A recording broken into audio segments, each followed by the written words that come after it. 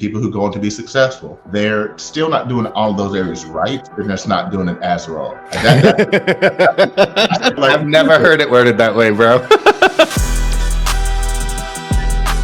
What's up, y'all? John Wetmore back with another episode of the Insurance Insiders podcast. Got a buddy of mine, Edward Pritchett, on. If you don't know, not only a great dude, but a managing partner, Symmetry Financial. Has done some big things in the insurance business. Has a cool background, very unique. Went to a school I couldn't even apply to. Very smart dude, very articulate. I've heard you speak a lot. I follow your stuff on social, and I look up to a lot of things you're doing in the business and helping people and in multiple arenas even. So I appreciate you getting on, dude, and happy to have you here. Yeah, well, man, the feeling is mutual on that. Definitely have been following you for a while. I've heard you speak on many different occasions.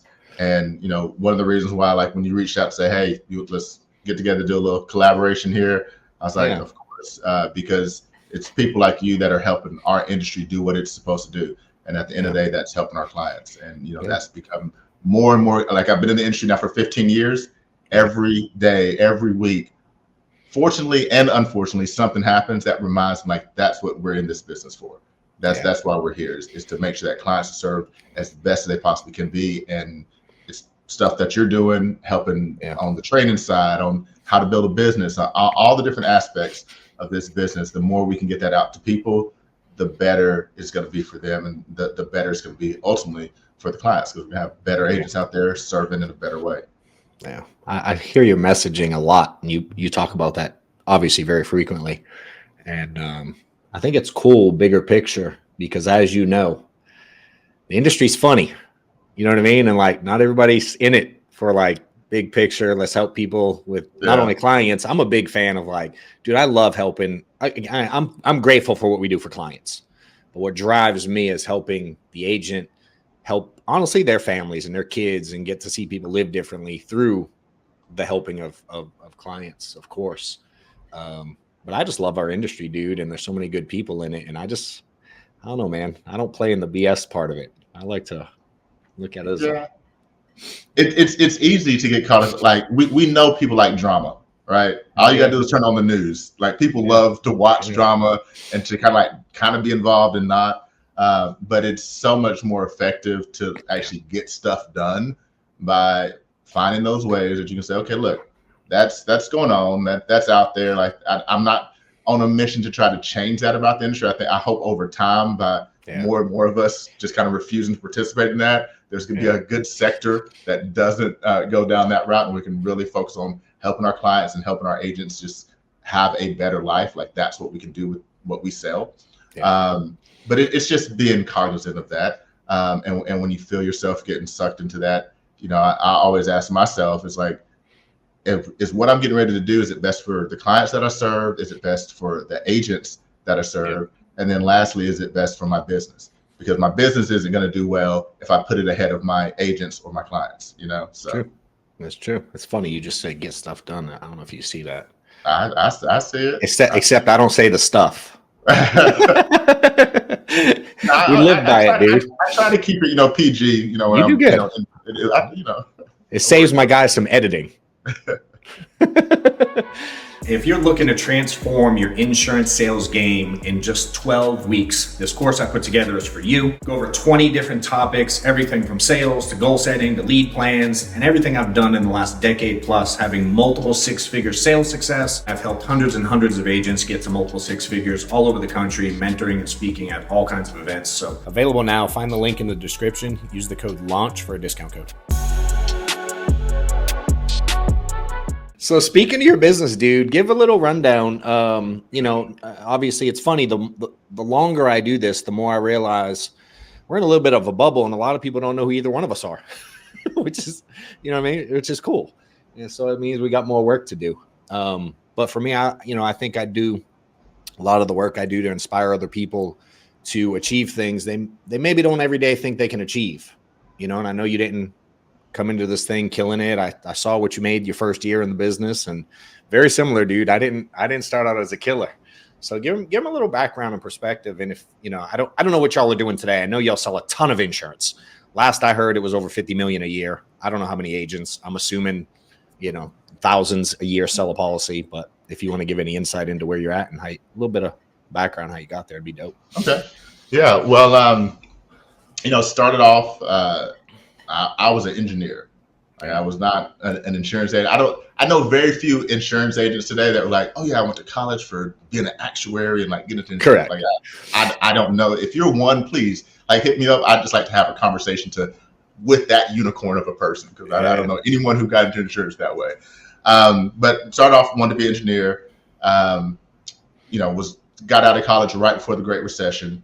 It hit. The engineering industry just kind of went down with everything else, of course. And I was just left trying to figure out, like, how can I make an income right now? This is 2007, 2008. I needed to make an income. Somebody, referred me to, hey, this insurance guy, he's looking for people who know about business. I think he'd be a great fit. So I got started with this captive organization, worked with them for 2 years. And as you said, like those first couple of years, I didn't clear 30,000. And like, I may have grossed 30,000 with them between what I spent on leads that were also sold to 15 other people. And, this is 2000, like y'all think it's bad now, like 2009, 2010, it was the Wild West when it comes, like you didn't know what to think about these leads that I'm getting from this source or that source or whatever.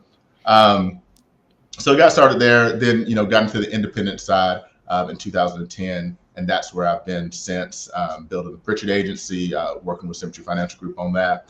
And, it's been one of those things where, like, just getting started to be able to have that solid, stable lead, to be able to go out and do sales consistently for myself and, on my own personal pen.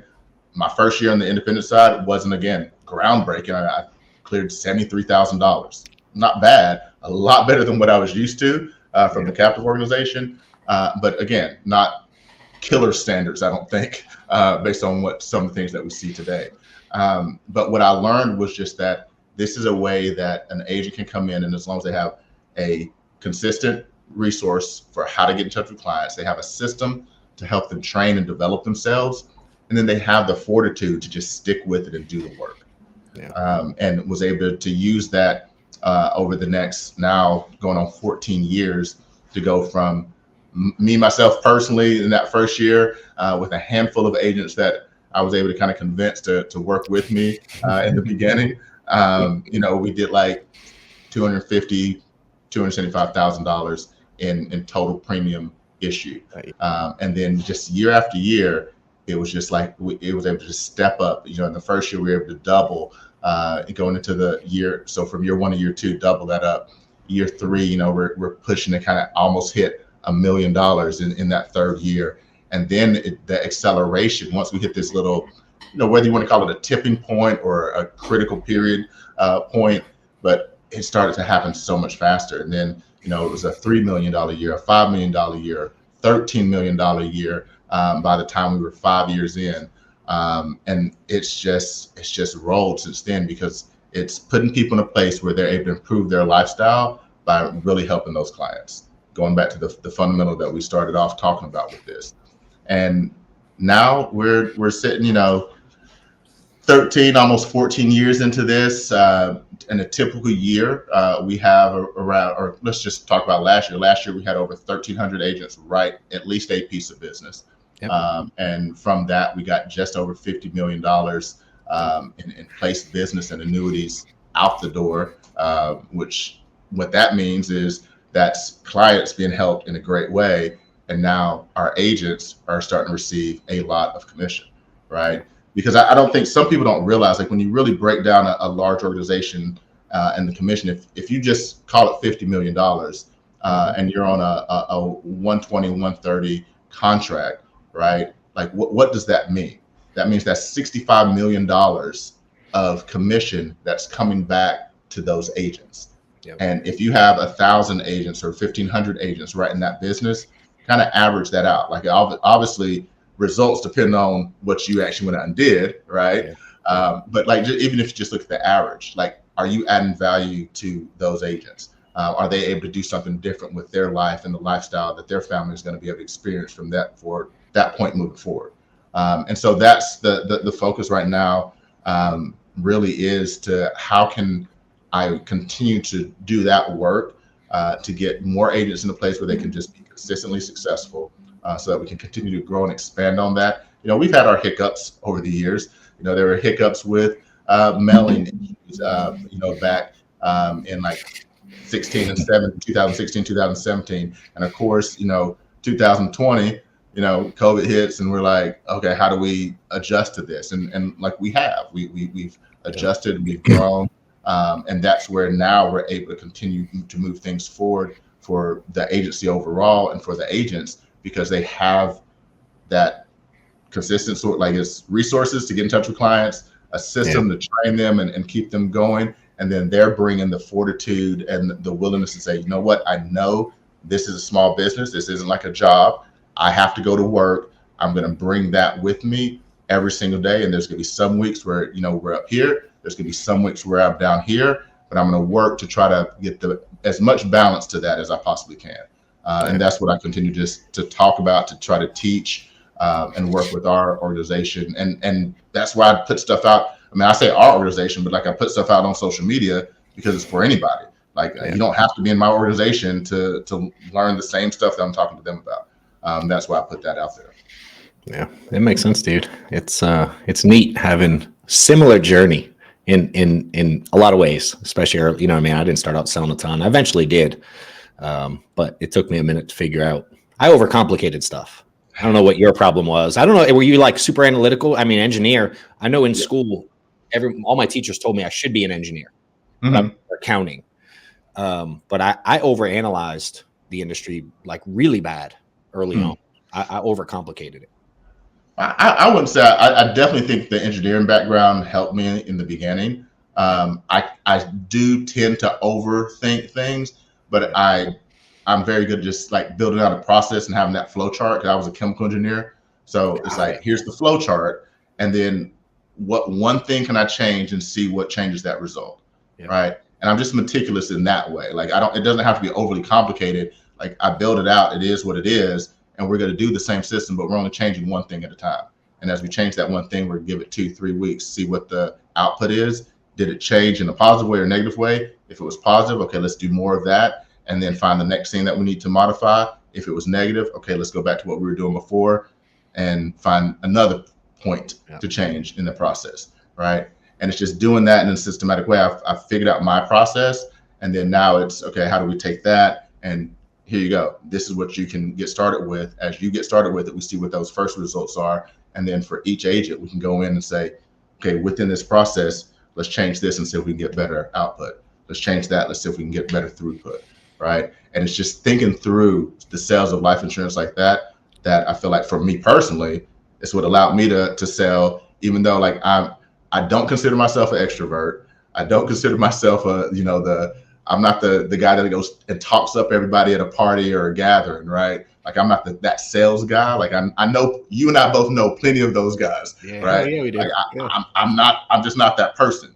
But where I can win is like I can make a consistent way for me to be in touch with clients on a regular basis and to make sure those clients feel served and are served in the best possible way. And that has led to the outcomes that I see for myself personally, and then was able to pass on and continue to see with agents as they develop this for themselves as well. Yeah. So use that analytical side in a positive way. A lot of people use it to stop, you know what I mean? But it's like, it was going to be one or the other. It took me a while to get there, because I'm similar now where I'm like, all right, let's put something in place, watch it, where I think a lot of people are like, let me put everything in place before I do anything. I had a new guy trying to get started last week, and he wanted to build out every step of the entire process before he picked up the phone. And I'm like, dude, that's hard.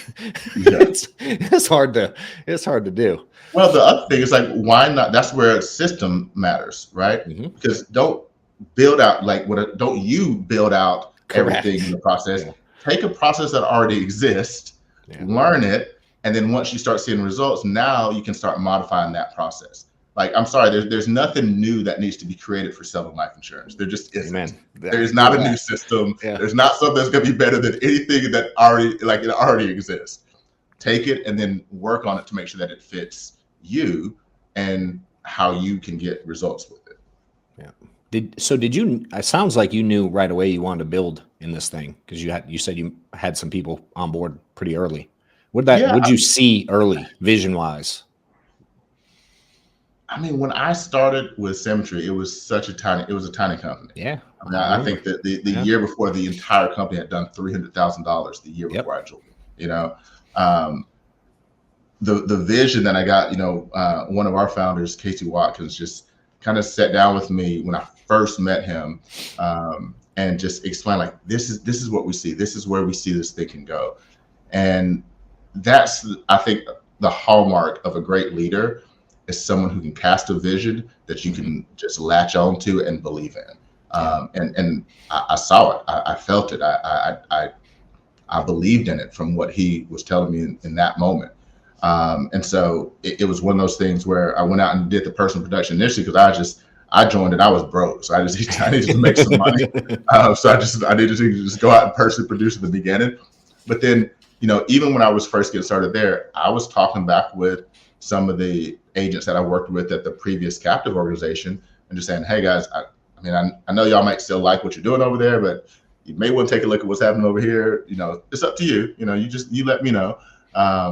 And slowly but surely, they started looking. They started seeing my results. They came and joined a little training or a boot camp, and they're like, can we? I was like, yeah, come on, and that's really what started. It's just talking to more market people who are already new in the insurance world that they were looking for something, that they needed something. And then from there, I started to look at, okay, so what does this building and recruiting thing actually look like? And we started to expand it out from there. Yeah. And it's cool to see what you've built it to now. What do you think? How did you get through, because I know same story, like when we got started, and obviously our companies know each other really well. They've been connected in multiple ways over the years. Mm-hmm. And I can remember early on, man, we were a disaster. It was, I wish people could see then. Yeah. Like, how do you, I think that, people think eventually like the hard times go away. You know what I mean? Like, so how do you stay in the right mindset of, like, how did you get through the hard times? What do you latch on to, or what, you know what I mean? Or even if you want to talk about some of them specifically that you made it through. And again, in all in to encourage other people for me. Yeah. Well, here's the thing that I would say: hard times don't go away; they just change. I don't know, like, whether you have no money or a lot of money, right? Like, we just name a couple billionaires, right, and ask, are they going through some stuff right now? There's some pretty high profile ones that we could say, yeah, they're going through some stuff right now. Yeah. So, like, it doesn't matter the finances you have. It doesn't matter the relationships you have. Like, there's sometimes, like, you can be in the best possible marriage ever, and guess what? There's gonna be sometimes that things are great. Sometimes there's gonna be some tough challenges, right? There's gonna be some health issues that rise up that you had just no clue about. You've been eating right, you've been doing well, you've been doing all the right things, but, like, it was just there. Like, you didn't pick it just happened.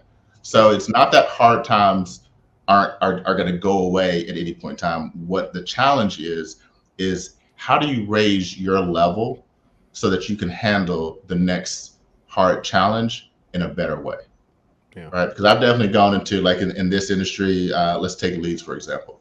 Everybody always thought, leads are a big thing on everybody's mind. And there have been times when leads have just been flowing, right?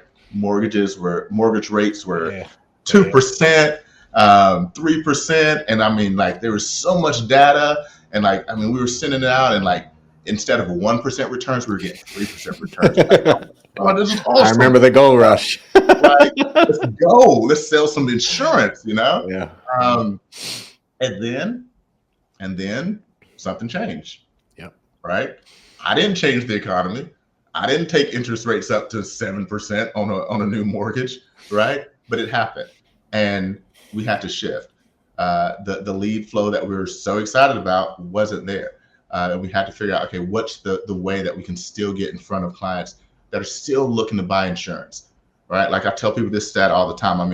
2020 was the first time, just in the life and annuity space, over $1 trillion of premium flowed from clients to insurance carriers. Life insurance. We're not talking about PNC. We're not talking about health insurance. That was repeated in 2021. It was repeated in 2022. And more than likely, when all the numbers are finalized from last year, we'll see that it happened again in 2023. Yeah. So what this means is people are still buying insurance products from somebody from somewhere, right? And just because maybe the lead resource I was used to using isn't producing in the way it was, that just means I got to find out where can I meet my client? Where are they right now? Because they're still out there. There's a lot of them. And those are where we have to work on our personal fortitude, that development of self, right? Like, what am I doing for personal self-development? What am I reading right now? What am I doing to improve my skill level in business in general, right? Because you as an agent, if you're an independent agent, you're running a business. So if you didn't get an MBA, or even if you did, you probably still need to do this.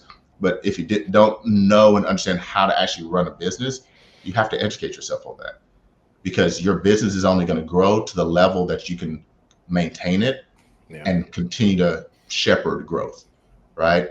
And if you don't know what a profit and loss statement is, or what a balance sheet is, or you don't know how to set aside money to invest in future leads or future development or staff, or what all these things that you do need to be able to grow a large business, then you're going to be like, there is no, I don't believe that there's a lid in what we do other than the one that you set for yourself, but what you're willing to actually learn, develop, grow with. Because the more you learn and develop and grow, you're going to be able to get that lid to be able to push up higher and higher and higher. So like, if one struggle, like you said, like one hard time, a lead situation, how do you deal with that? And what we did was it was time for some R&D. Luckily, there was funds set aside to say, okay, what can we do with social media? What can we do with the digital ad space? What can we do with something that's not traditional, like what we're using, mortgage protection? What can we do something that's not traditional, like in the advanced market space? Yep. And to be able to have those funds set aside, ready to deploy, and to have actually already started, beta testing. And I don't know, it was like before beta testing, but like really early testing stuff out, so that we had something ready to go when. Because we're not going to believe that, a famine will never come, right? Like, if you want to live like the time of plenty is always going to be there, what was it, that the grasshopper and the ant story, right? It's like the grasshopper, just everything's always going to be good, but the ants know, guess eventually stuff's going to die off, and we're going to have to use the storage to keep us going. And that's part of that, learning and developing your knowledge in business, so that you can keep winning in good times or bad times, or you can absorb a little bit of a loss in those times where, guess what, it's down. So we got to kind of eat into the store house just a little bit, so that we're around to keep coming back whenever times do get better. Because here's the thing, the good times always do come back, right? Hard times always come, and there's always gonna be hard times, but the good times always come back as long as you're continuing to move forward. The good times only stay whenever you decide to stop. That's true. Have you ever heard that? I'm gonna try to Google it. You said have you ever heard that saying? You might know it well off the top of your head, that hard times create strong people. Do you know what I'm talking about? Yeah. What is it? Hard times create strong people create easy times create weak people, who then go on to create the next hard time. I knew you would know it. Because it's just true. Right? I mean, the truth speaks. And if you can either acknowledge it and learn from it and go with it, or pretend like, oh, well, that's just some saying people say. Okay, go ahead and keep living your life. I'm gonna go ahead and be one of the strong people that create easy times. But even if I create that, I'm gonna have a way that, my progeny, the legacy that I'm building for, is gonna still know how to, okay, when the hard times come, this is how dad or granddad taught us to prepare and plan for it, right? I mean, I know we all kind of reference, especially in the advanced market world, we reference the Rockefellers a lot, right? Yep. And that's what John D. Rockefeller did. Because good times, bad times, otherwise, that Rockefeller dynasty it's still, there's plenty of other dynasties that you don't know about. You don't, at least you don't know about anybody today, right? Like, we hear about what they did back in the day, but we don't know about what's their family doing today. The Rockefeller family is still doing a lot of stuff. They are, today, dude. Right? Because of how you set that up. It's funny. I'm building a house right now. And the guy who's building it, one of the guys he uses to do some custom work, he's a descendant of their family. And the work he does is just because he loves the work. They don't, and they're married. he's married to someone from the Callaway family. And same thing. They both work. They both do stuff. They both have businesses, but they don't necessarily need to. You know what I mean? Yeah. But they want to continue that, which is, I know you talk about that a lot, continuing the legacy and building this thing to outlast you. And, you know, what's your thoughts on kind of how to do that? What's your intentionality? And I would like to hear, I know you got 4 kids, right? 4? Is it 4 kids? How do you, because obviously they get to live good. You know what I mean? Like your kids ain't hungry. But how do you talk to them to make sure they don't go through that cycle in the wrong way? Because you read a lot of stuff and you understand that second generation, third generation. A lot of times they go like, whoops, and they mess it up. Yeah. So would love to hear your thoughts on the whole building a legacy and how you're going about it, even with your kids. If there's, I assume there's some intentionality there. Yeah, there's intentionality. I will say this as a caveat. I don't know it all on this one and exactly how it's supposed to work. I agree with that, bro. I'm not a pro. You know, I don't know if the experiment, like unfortunately, any person who's a new parent, you're starting an experiment with a person's life because I mean, you can read all the books that you want, but the way you do it, what you say at any given time, you know, it all adds up. How old are they? So my oldest is 8. My daughter just turned 7, and then I have 2 4-year-olds that are getting ready to turn 5 in just a handful of days. Yeah, makes sense. A lot younger. Mine, I started so young. Mine are so spread out, and I mean, my oldest is almost 30, dude. Oh wow. Yeah, I was a teenager when I had my first one, so. But it makes sense. Sorry, I didn't mean to cut you off. No. But well, it's an ongoing experiment, right? Because I'm even today seeing how you know, my dad continues to work on his relationship with parenting with me, right? Like it's a father-son relationship. It's not like a direct parent relationship. He actually works in insurance with me. Really? So cool. So yeah, so it's a different way that I'm kind of seeing it from a couple different sides. But you know, for me, when it comes to my kids, you know, obviously they do. They live well. They have all the things that they need. They don't have everything that they want. Right. I love it. It's always going to be that conversation about, well, you know, what does that actually mean? What does that look like? My son got a new little mini Vespa, basically. He's getting ready to turn 9, but we're not going to be here in Puerto Rico for his 9th birthday. So he got his present a little bit earlier. My daughter, who just turned 7 and actually had her birthday down here, she sees the Vespa and she wants one of those now too. Right. And I had to tell her, you know, she came up to me very politely and with respect, said, "Hey, Dad, you know, can I get one of those as well?" And I was like, "No, you're not going to get one of those right now." And here's the reason why. Number one, your brother's 9. This is his present. You just turned 7. You got your present, which cost-wise was about the same cost as what the Vespa was. And you need to wait and develop until that's the appropriate and right gift for you. But just because you see something that someone else has you can desire it, but you don't have to have it at that moment.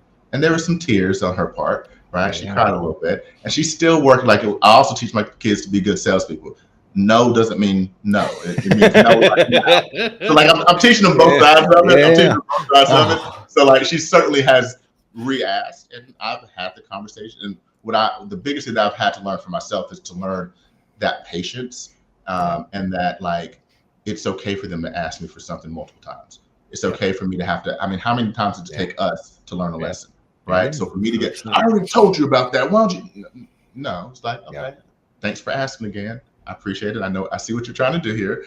But here's the reason why that's not going to happen right now. And here's what you might be able to do so that it might be able to happen in the future. And then on top of that, so that they can kind of learn and understand that like they don't just get things at the drop of a hat. It's also being able to have those moments to be able to give back. You know, we have a foundation that I started just over 7 years ago. I did that in honor of my mother who passed away back in 2005. We support an orphanage in Uganda. We support an orphanage here in Puerto Rico. And we have a scholarship fund for nursing education that we administer in the Asheville, North Carolina area. And the kids are involved with, if it's something as simple as, Cool. licking the thank you letters or thank you notes to donors, or, we did this big push to send a whole bunch of shoes down to Uganda a few years back. And like the kids were helping us sort shoes by the shoe size, and, help load it up and package it all up. So it's like those things where they have to be physically involved and understand, hey, let me show you where this is going. Let me show you what this is doing. Let me share this video with you about when those shoes arrived. Here's how excited these kids were. This is where these kids live. There's 300 of them in this one orphanage. Their mom and dads aren't with them anymore for various reasons.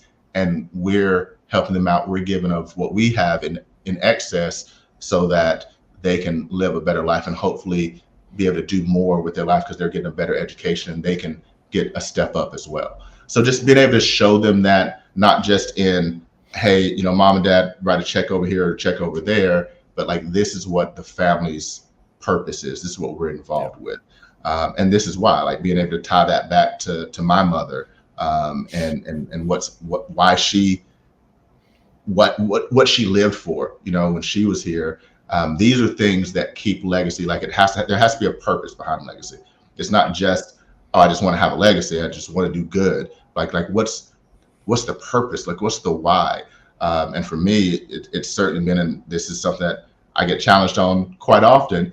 I still have that, I want to make my mother proud, right? Like, I know very few men who don't want to do that in one way or the other. Some express it a little bit differently than others, but but like, that's one of those things that is always that lodestone that pulls me back whenever I feel like I've gone off the rails this way or that way, is that what am I really trying to do? Like, what can I prove for myself to live up to this thing that I keep saying and telling myself that I want to live for? And so those are the things I think. That's kind of a long way of talking about how to, raise your children in a way where they don't want for anything, but they learn to want to be the best version of themselves with the things that they're going to be able to go out and do and create, through the opportunities, the extra opportunities that they now have because of, who they were born to. And that's what I hope for all of them, is that they do the best with that, is to make the most of their life with all the extras that you have. And that's, I think, a great place, or a place that everybody or anyone would want their kids to be in. Yeah, that's dope. I have definitely learned that they watch and they listen to us. Like, not necessarily because I said, hey, do this, but like, they hear what you're saying in off conversations and talking to agents and talking with the foundation, all the business stuff you do. Like, they're listening. I mean, Maddox is now 12. He's my youngest. And the stuff that comes out of his mouth that in a sales aspect, he kind of uses against me. You know what I mean? Because he hears me telling people to not give up and don't take no, and all the things you said. Yeah. And now Matt, and I'm like, man, but I have learned, man, they listen. They listen in ways you would have never thought. Because I've struggled with how to do this thing right too. I mean, I'm definitely first generation, any kind of money whatsoever. And bro, I've messed it up in a lot of ways, and I just try to continue to get better, especially with. Well, that's why we have to learn how to live it the whole time. Like, if you're trying to teach them one thing, but then when you're out there doing it, you're doing it differently. Like, they're hearing the different times too. And now you have a confused mind, right? Like, whenever they're not seeing consistency, you're breeding confusion. And when a confused mind then goes out to do it on their own, I mean, watch out. Like, you just have a train wreck getting ready to happen. So, and it's a struggle. It's not like, I certainly know I have not been perfect. Like, we all have those moments. We all have those weak moments. No, that one last agent just said that one last thing they should have said to us. So, but we do what we can when we can. Yeah, I've done my fair of apologies to the children. I'm like, whew. Sorry, I know I speak about being intentional with your words, and I just was unintentional there. My bad. Yeah. It's crazy, man. It's an everyday fight in everything, business, life, family. To your point, it ain't going away. Yeah. It's just we do our best to continue to get better at it. And I think being okay in some aspects with making mistakes along the way is an important piece of it that a lot of people don't want to do that part, you know. Well, they're going to either way. So how they choose to approach mistakes is going to determine the success level that they're going to have. You know, if you're thinking I'm just trying to avoid mistakes, living to avoid mistakes that's not living. That's sheltering, you know, and nothing is created when you're sheltered in place. You have to actually be out there working in an environment, being a creator in order to get new growth. And, you know, I have to be okay with mistakes if I'm going to live in that place. Like, yeah, if you're sheltered in place, you don't have to worry about mistakes, and you can just like sit there and just hope nothing eats you, you know. But it's like, if I go out, I can create that new system, that new world, that new business, that new whatever. But I have to be okay with knowing that I don't know exactly how to do it yet. So there's going to be mistakes made, and I'm going to develop a process so I can learn when I make a mistake and it changes the outcome or changes the results. Where can I go back in to adjust things so I don't make the same mistake? Hopefully, at least not 3 times. I mean, you might make it twice, but at least make it 3 times. You know? Yeah, let's avoid the trifecta. I agree. What's the name of the foundation? Do you want to give it out or give back how people? Because I want to share it if we can. Yeah, it's the Camilla Foundation, and I'm pretty sure I can make sure we send over information to you guys about that. But just Camilla Foundation, Camilla Foundation. And just Google it. It's online and things like that. We're cool. Online. Well, like I said, I'll make sure that we get you guys the information on that as well. Cool. I love it. Give some insight, man, into you know, we get a lot of certainly new agents that are all over Google and YouTube and finding videos between you and me and Cody and all the others. Give some insight, man, for new agents. Maybe like what you see, whether you want to go the commonalities in the ones that fail or the ones that succeed. You know what I mean? Just give some advice, man. You've trained a lot of agents and a lot of people. It's easy entry into this business. There's a ton of upside. You know what I mean? You've seen the turnover in the space, and I don't think that's anyone's confused about that. But I see, like you see, man, there's so many people having success in this industry over the course of hundreds of years, and it'll continue because the path is there. So I would love to hear your insight into maybe your thoughts, how you speak to agents about it, anything in that realm. I'd love to hear your thoughts on it. I mean, let's start off with the largest group. You know, why do so many people fail? I mean, you mentioned Cody and the 8% concept. And when you look at the numbers, I mean, I think they prove out fairly true that 92% of people who start as life insurance agents don't end up being in the industry, you know, whether you want to say that's 9 months, a year, whatever the number is, right? Yeah. And I think when you look at the larger macro data on people starting their own small business, right? I mean, you can Google this with the Labor Department, you know, whomever, but like the majority of small businesses as well, they don't make it, right? Why is that? And, you know, I think it goes back to the 3 things I was talking about earlier. Number 1 is you have to have resources, right? People get started in this industry or start their own small business, and they, you know, they're not capitalized, or they're not willing to capitalize. Like one of the 2, right? They're not willing to put in what's necessary in order to see a result.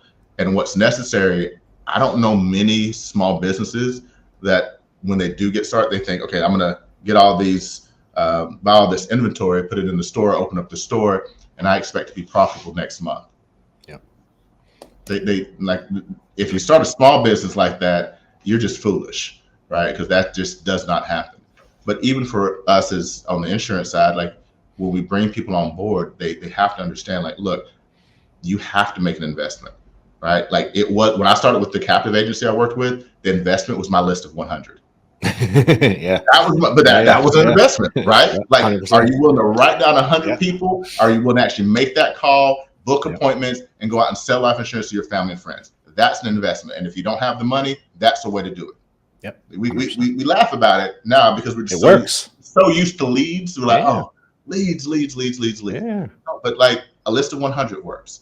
There's billion-dollar companies that still do that today. To this day. Yeah. 100%. To this day. right? So it's like, am I willing to get the resources that I need to make this work? And somebody to talk to about getting a life insurance policy, that's your number one resource. This won't work if you don't have that. So if you're not willing to make a list of 100, if you're not willing to buy leads, if you're not willing to find a way to buy leads, don't start. Yep. But people are starting and they're not willing to commit to do any of those. It's like, what are you trying to do here? Yeah. You think it's just gonna like fall down from the sky on you or something like that? So that's number one. Number two is that systematic approach, right? Every IMO, every captive organization in this industry has a system. And guess what? Someone is killing it with that system. Yeah. Are you engaging and following the system and doing it consistently enough so that you can get those same results, right? And I see people get started, and I've had people who came from other organizations, or they, were in another type of insurance sales before. Like, well, we didn't do it this way over there. Okay, that's not what we're talking about. Like, you're here. Are you here to get the results that we get based off what we see consistently works? And if you can't believe it, you don't have faith in it, you don't just trust it. Again, it's not gonna, like, these are fundamental principles. Like, if I don't believe it's gonna work, I'm right. Yeah. If I do believe it's gonna work, I'm right. I don't know how many people have said some variation of that adage, but it's just the truth. Yeah.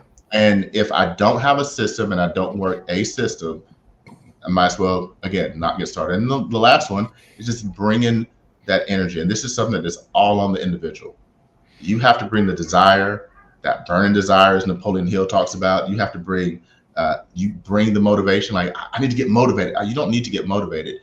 You need to bring motivation, and then your leaders, your mentors, they're going to help to ramp that up. They're going to help to elevate that. Those are the agents that I see the most happen with, is the ones who come to me energized and ready to go, right? Because then when we're talking, we leave that conversation, we're really ready to go. But the ones who come in there, it's like, well, I'm trying, it's just so hard. And it's just like, there's all these things that just keep happening. Guess what? That's everybody, Bubba. Like, everybody has stuff that's happening in their life. Like, I don't know anybody who doesn't. So do I want to come from that vantage point, or I'm going to just find the way? And I get it. Like, it is challenging to find a way when life is stressful and tough. Yeah. Right. But it's still just a choice. It's still a choice. I tell my daughter all the time, she's my most emotional one. I'm like, look, emotions happen. Like, that emotions are just a trigger that happens in your brain due to an external stimulus. Like, something's gonna make you angry, happy, sad, disappointed, frustrated. Like, that happens. How you decide to feel about it, that's what you get to determine every single day. This doesn't mean I'm not wanting to tell her, like, I'm not talking about swallowing your feelings or swallowing your emotions. I'm not trying to talk about holding it in, but you get to determine how you feel about what that emotion is triggering in you, right? Like, if it's making you sad, why is it making you sad? And is the feeling going to be, you know what, I'm going to overcome this thing that's making me sad because I'm going to push through it, right? Like, I understand why I'm sad, and it did make me sad, but I'm going to feel like an overcomer because I'm not going to stay sad, right? And it's the same thing for us, or for an agent that's getting started. When we're talking about bringing the energy, bringing motivation to this, your life is going to be happening all around you. Yeah. You have to determine how you show up to work and how you're going to feel to work this thing, right? The emotions are going to be what they're going to be.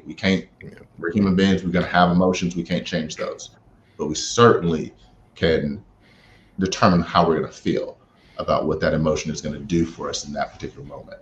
Yeah. So, like, for agents that don't get started, they fail on either one or all three of those areas, right?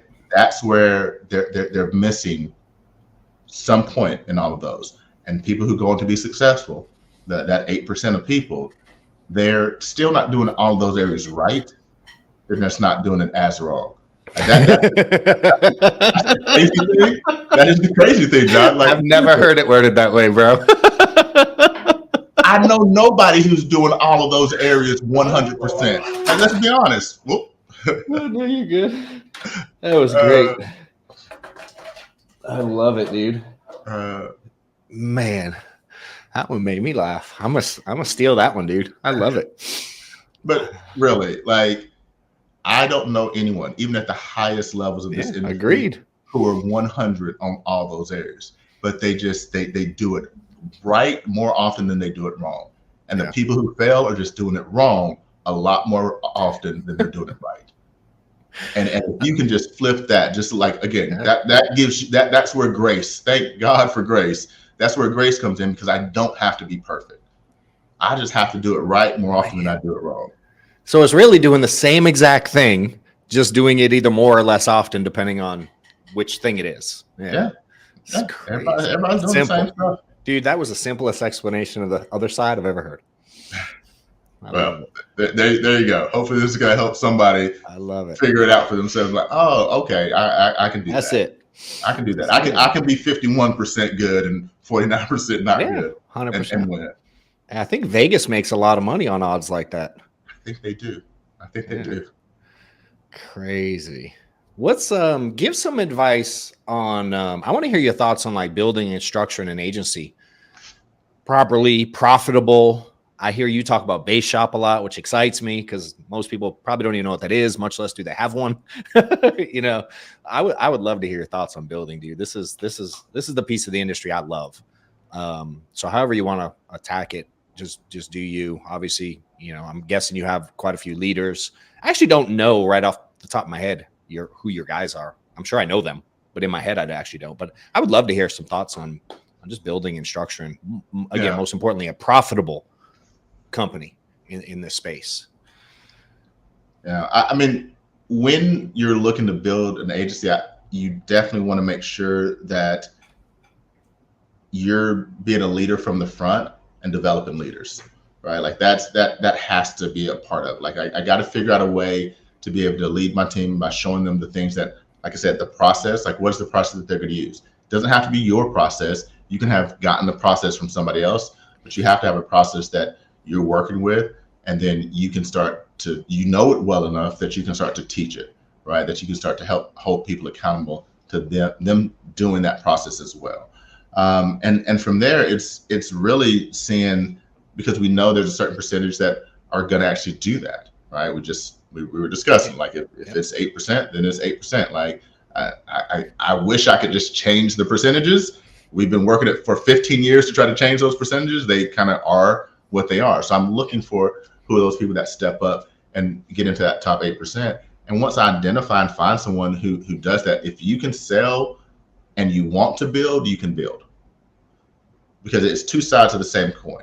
The same things, and this is what we talk about, we teach, the same things that I'm doing, the activity that's necessary on the sales side is the activity that's necessary on the building side, right? You know, so let's just transpose what I'm doing here. Like, you're a $20,000, $25,000, $30,000 a month producer, all right? So keep doing that. Don't stop. Keep doing that. Yep. And now we need to find some time. So this means, guess what? If I'm going to build, I may have to come up with some extra time in my day or borrow some time from something else to start working on building, because the personal production still has to be there, especially when you're starting to build. Because when you're starting to build, as you know, like, you don't start making money next week when you start building major. And people act like they do. It's like, I'm gonna start building and totally stop producing, and like, you know what happened? My income fell off for the last 3 months because you weren't producing, man. You don't got nobody yet.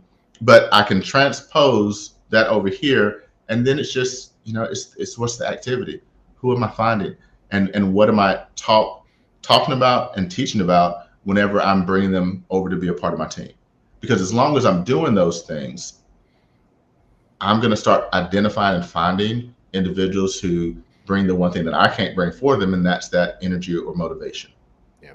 And when I start finding those, then the team starts to grow and develop. And now a leader truly becomes, or a potential leader truly can become a leader, because they start having their own people. And then it's just a duplication process, right? And it's just to continue to have a culture where, like, that's edified, that's talked about, that the systems for that are understood by everyone involved. You know, where if someone raises their hand and says, hey, you know, I want to be a leader, I want to have a team. I've stopped, whenever I bring new people in, I've stopped saying, okay, we're bringing you in to produce and we want to start building a team with you right away. I don't do it anymore. I say, one, come in here and show me you can produce. If you can do that, then we can talk about building. And there's I know a lot of people that, well, a recruit isn't a recruit until they have a recruit. Okay. Y'all let me know how that's been going for you. I've heard that. Fine. That could work for some folks. But again, that keeps driving us to that 92.8 percentage thing. So, I'm like, what if, I'm working with people to say, hey, look, on your own personal pen, you can pay your bills. And let's get you to that in 2 or 3 months. And then when you do that, now let's talk about how you can use some of your time, maybe time that you're starting to get back, to start developing a business and start to build that the same way that you learn how to do the personal production. People start on way too many things too quickly. I've done that. I made that mistake, and I continue to make that mistake, where you just take on too many things at one time. And we all know how that goes. Either you're just overly stressed and you kind of barely make it out alive, or you just fail miserably because you're juggling all those balls, and then there's something that happens and everything drops, right? So it's like, if I can get you where you're to that point, personal production, you're going out there and you're being consistent, and then you transition into, okay, now let's take what we learned on that side and do that on the building side. Because the building side takes the same thing. You need resources, you need a system, and you need to bring the energy and the motivation to actually make it work. It's the same stuff, right? Like it doesn't change. And that's the conversation that I have with anybody who's wanting to build at this point in time. I haven't always been like that. I'll be frank. My building mindset has changed over the years. But it's why I still work to cultivate a base shop. People who are direct to me, who I typically most weeks, Monday through Thursday, I'm going to huddle up with them every single morning. I'm talking to many people on a weekly basis, or at least every other week.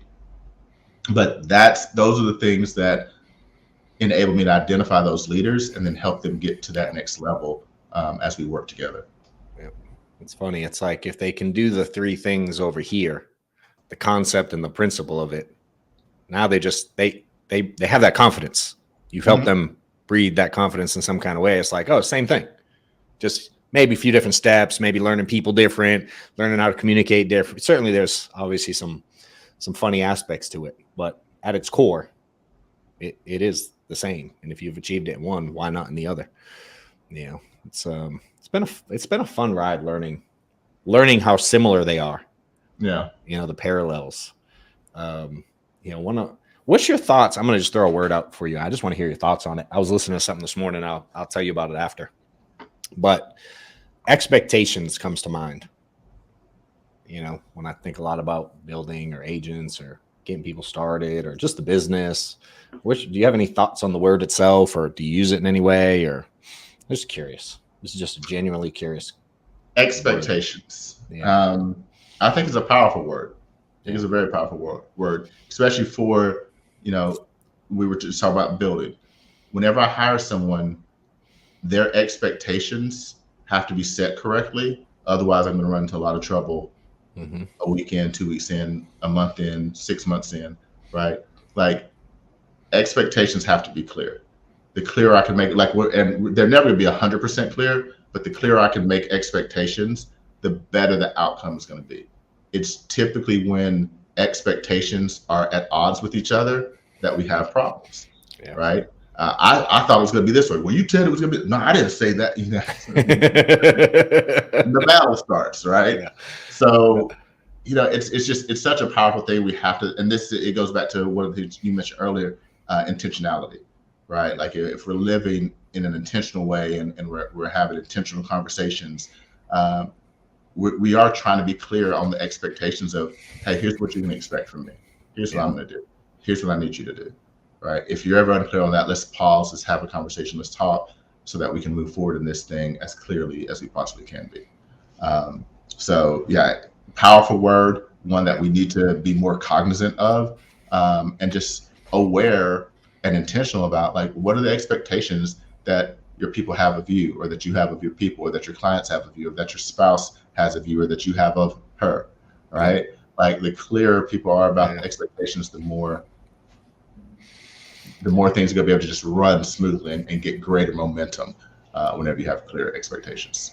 It's funny. I've always said that, and the way you did it is you set your expectations in the relationship. You know what I mean? Here's the things I expect. You know what I mean? Like you did it that way. It's a funny thing of having expectations of others without having that conversation and providing clarity. Mm-hmm. You know, and I've always said like expectations can cause a lot of frustration. You know what I mean? If it's not discussed the right way. Do you know Inky Johnson? You follow him? You know what I'm talking about? No. You follow, you know, oh Lord, Eric Thomas. Yeah. All right, so he rolls in his circle.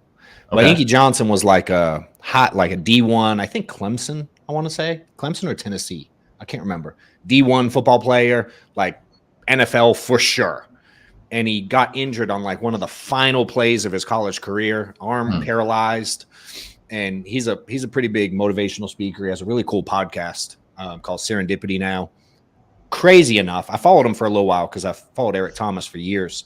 But crazy enough, our kids go to the same school together. So I've had opportunity to just meet him briefly a couple times. And I was listening to some of his stuff this week, and I wrote down, before I got on the call with you, I just opened a new notebook today and started writing some stuff down. And he worded it in a way that I just loved. Like I said, I love the way you laid out the thing earlier in a simple way. He said expectations. This is what Inky said, and I just love the wording of it. He said, it's a premeditated way to create disappointment, was his view on it. If you have them of other people without providing clarity. Yeah. You know what I mean? Was kind of the context to it. And I was like, a premeditated way. I was like, dang.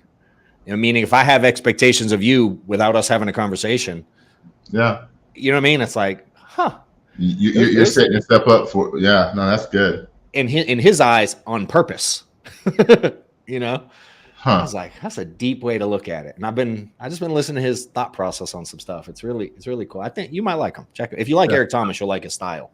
I'll definitely have to check him out. Yeah, they run in similar circles for sure. Cool. Well, it's been fun, dude. Anything you want to end with or add, or anything we missed that you wanted to get out there? Please, would love to hear some final thoughts if you got any, or again, anything you want to share. No, I mean, I think the last thing I would share is just given, and it's been an interesting last couple of weeks for me, personal health wise, family, and what's going on with my family, businesses, things that are going right, things that are not going the way I want them to go. And it's been that reminder to me that we as insurance agents, we as agency builders, have to be more mindful and more aware of what we're setting up, and make sure that we're prepared for any and all situations. And that takes time. It takes time to set clear expectations of what does that look like, so that your family, your business partners know and understand what that's going to be. It takes being intentional. Like we're life insurance agents, and how often do we as agents review our life insurance policies? Yeah. Right. I was doing a review earlier this month, realized, I'm probably about $2 million underfunded with my life insurance. And so I was like, let's go get $2 million more of life insurance to make sure that things are in the right place should something happen. It's like, these are things that we as agents, we talk to our clients about, but then we just kind of brush through life and just go. But we're not setting it up the way we would advise them. So taking that time as you're building your business, your agency, it can be a small thing. It's not a lot that you have to do whenever you're just first getting started, but have a little something in place. But especially for those of you who are agency builders, who have large organizations, like make sure that you're set up so that your organization continues if you want to continue. Because here's one thing that I know, and I've had conversations recently with my wife about. It's like, if I wasn't here, you're not stepping in to start doing huddle up calls and at events, and she's not doing that, right? So what does the organization look like? How does it continue to go on if I wasn't here to be a part of that? And most people, don't talk like that. Yes, we talk like that. We're insurance agents, right? Like that's what we're supposed to do with our clients every single day. So if I haven't done it with myself, am I being genuine about what I'm out there doing, right? So to have that conversation and make sure that in this great business that truly can be a passive income generator for your family for a long time if you build it right, like make sure that you're setting it up so that it can do that, and not just setting it up so that it's, Edward Pritchett's ego trip. Like that's what I had to kind of look at. It was like, is that, how am I setting up my organization? Is it about Edward Pritchett or the Pritchett Agency and what we're doing, and would it continue to go on? Like, I want to make myself, unnecessary. Right. And that's going to be my big push, my big goal over the next year to 18 months is how can I make Edward Pritchett as unnecessary as possible? Like, I want them to be like, oh, get the old man out of the way. Let him go take another nap. Like that's where I want to be at the end of 2025. Right. That's awesome. So just, it's a new way for me, because I've always just been very, very hard charging, very like, do this, do everything, make it huge. And now I'm more of the mindset of I'm not here for me. I'm here to remove me from this equation. I love it. That's my personally, for me, my next 12 to 18 months is like, how do I remove me from the equation? I love it, dude. It's a good message. Been fun chatting. If I can ever do anything to help, man, please let me know. Appreciate you getting on and sharing, brother. It's been a blast. Thank you, my dude. Later.